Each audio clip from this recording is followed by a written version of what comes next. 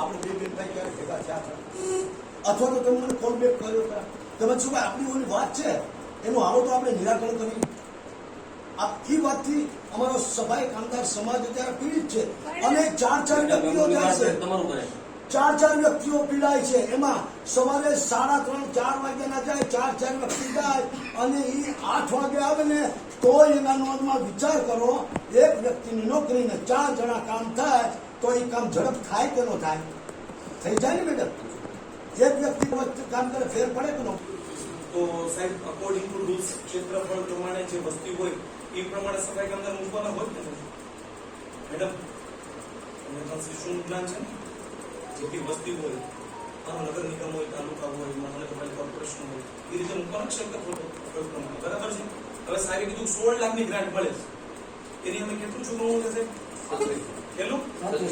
36 લાખ તો 16 ને અમે 36 લાખનું ચૂકવવું તો તમે કોઈ વિચાર ન કર્યો કે અમારે એની અમે 2 ગણું ચૂકવણું થાય છે તો પછી આ વિચાર સફાઈ કામદાર હોય એને ચૂકવણું અમે ક્યાંથી આપશું આવું તમે કોઈ વિચાર જ કર્યો આનો મને જવાબ આપો એવું ને મતતા કે અનપઢ છે એ લોકો કાગળ અકોર્ડિંગ ટુ કોન્સ્ટિટ્યુશન હવે જે પુરાવા તો આપું છું મેડમ આને ગોળી છે ને કોઈ આ લોકોની જેમ પરમિશન ના ગોળીમાં કેવી રીતે ન હોય મેડમ મારી ગામમાં ફરકો છું હું તમને સમજાવું મેડમ તમે જે વાત કરી તો તમને દુઃખ લાગ્યું કે આ લોકો એક તમને લાગ્યું હોય કે ન લાગ્યું તો અમે તો અમારા અધિકાર માટે લડીએ તમારા પગારમાંથી આપતા નથી બીજું કે જે ગોળી મારવાની વાત તો આવી રીતે ન હોય તો જ્યારે હમણે આપણે ગોવિંદભાઈને બોલાવ્યા કીધું હતું અને જે તાનાશાહી ચાલે છે આપશાહી કરે છે બરાબર આ લોકતંત્ર છે મેડમ આયા કોઈના પોતાના ખીચામાંથી પૈસા તો આપતા નથી તો જે કીધું કે ના એ તો આપણે વહીવટમાં થઈ ગયું 3 દિવસના કપાત હતા ના આમાં ઉપરી અધિકારીઓ સંડોવાયેલા હોય જ બરાબર છે અત્યારે જે તમે પડદો ઢાકો છો ને એ વાત ખોટી છે અને એ અમલતા કે હવેની પેઢીને કઈ ખબર નથી પડતી અને તમે જીઆરને આપશો ડીઆરએસ અલાઉન્સીસ લાગે છે ને મેડમ એપ્રિલમાં અને ઓગસ્ટમાં નહીં ઓક્ટોબરમાં એપ્રિલ ઓક્ટોબરમાં લાગે છે ને બધાને લાગે છે અને હવે બધાને ખબર પડે તમે કીધું જીઆર આપો જીઆર આપવાની રિસ્પોન્સિબિલિટી અમારી નથી તો વહીવટી શાખામાં અમારી સમાજના 5 લોકોને તમે ભરતી કરી દો કરી દેશો નહીં અમારા શિક્ષિત લોકોને આમાં નથી લેવા સાહેબ જાતિભેદ છે તું કામ કામ બોલા બ્રાહ્મણવાદ છે ને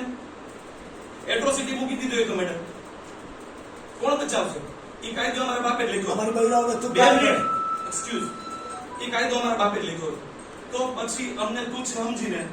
બરાબર છે તુચ્છ સમજીને અમારી ભેગો ગેરવ્યવહાર કરીને બ્રાહ્મણવાદ રાખે છે સંજયભાઈ વ્યાસ તો એ બધું ઉચ્ચ જ્ઞાતિના સમજે મેડમ હું તમે મારી બેન જેવા છો હું તમને અપશબ્દ અથવા તો મિસબિહેવ કરું તો એ હું નીચ થયો તો એ ભાઈ નીચ છે કે અમે ઉચ્ચી ભાઈ નક્કી કરે સંજયભાઈ વ્યાસ એ તો લોકલ પ્રશ્ન છે પણ આ જે પ્રશ્નો બળોકા અમને જો અમારું સાહેબ બેનતાણું મળી જતું હોય તો અત્યારે અમે ભૂખ્યા ત્યારે અમારી બૈરાઓ જેના ઘરે અત્યારે કોઈ છે નહીં કરવા વાળા એ બહાર બેઠા છો સાહેબ મેડમ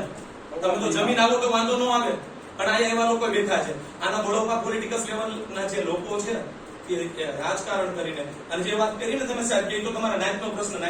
નથી સાહેબ નાયતનો પ્રશ્ન હોય તો તમે ન્યાય બોલ્યા હોત કે ભાઈ ભીખા સાહેબને લેવાના આમાં તમારા અગ્રણીઓને બોલાવો આ તમને મંજૂર છે સાહેબ આ નાયતનો પ્રશ્ન નથી આ તમારે પોલિટિકલ કાઢે અને બીજા 2-3 મુદ્દા હમણાં હું નામ નહીં લઉં બીજાને ધમકી દેવામાં આવે છે તમને સફાઈ કામમાંથી ઉતારી નાખશું સાહેબ આ તાનાશાહ છે હું છે ભીખુભાઈ મોહનભાઈ સોલંકી બીજું આ તાનાશાહ છે હું છે 2 મિનિટ પપ્પા મારી વાત 1 મિનિટ તો આ એટલી બધી વસ્તુ 1 મિનિટ આની હિસાબે બેન તો સમાજ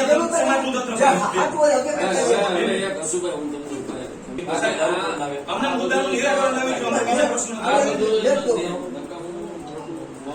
અરે એ લેતો પછી એ કઈ કરવું પડે 5 જણા તો તમને કાયદાનો ભાર હોય ને થાય અમલવારી થાય કે ઉપર લેવલનો કોઈ કાયદો બનેલો હોય કોઈ પરિપત્ર બનેલો હોય પ્રમુખ સમજો તો અમે પ્રમુખ ઠરાવો કરીને કરી નાખો મારા કામદાર છૂટા કરી દેવા છે આવી રીતે ઈનો હાલે તો લેવાની વાત નથી લેવાની વાત છે લેવાની વાત હોય ને તો રમૂતન વેતન માનવ વેતન છે ને એને તમે વોટ નો આપી આપો જે કંપનીના પ્રમુખ કઈ જેલમાં જાય તો મંત્રી સાહેબને વેતન માનવ કોને લાગુ પડે કર્મચારી હોય જે આયા કામ કરતા હોય ગંદકીનું કામ તો તેને લાગુ પડે 365 થી આજ હોય લાગુ પડે તો તમારી ભૂલ છે તમને ખાલી વોટ ની ખબર પડે કે આને કાયદા કોન્ટ્રાક્ટ બેઝ થી લઈએ ને સાહેબ એનો બેઝ પગાર બોર્ડ નથી કરે કોન્ટ્રાક્ટ પગાર કોણ નથી કરે બોર્ડમાં લેવાના નથી બોર્ડ નિમણૂક થઈ ગયા